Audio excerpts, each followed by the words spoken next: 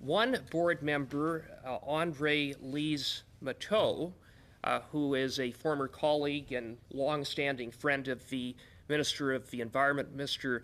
Guilbeault, received over $50 million, her companies, in funding from SDTC while she sat on the board, but she voted on.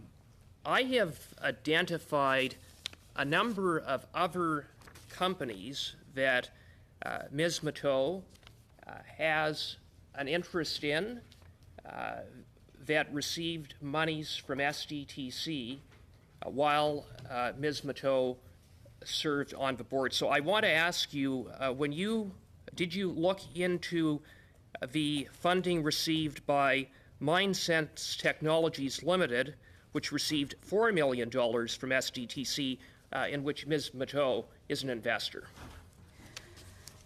So, Mr. Chair, I'm not sure I can respond at that granular level. I'll see if the team can do some research. I think it's important to know that we didn't target board members or their companies. We looked at the process that the foundation had in place, and at times there were conflicts of interest that were well managed, and we highlighted the 90 that were not. Well, Ms. Hogan, I would note that it is a blatant conflict of interest to, as you determined, to sit in a meeting and approve funding to a company that you have an interest in, and there were at least more than $50 million that went out the door that you've identified with respect to Ms. Mateau.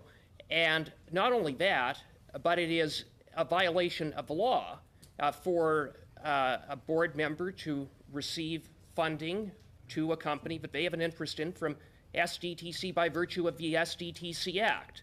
So we're not only talking about conflicts of interest, but we're also talking about non-compliance with the SDTC Act. So I would just, for the record, ask you to come back to this committee and determine whether you factored in or considered, with respect to conflicts of interest and non-compliance with the law by Ms. Mateau,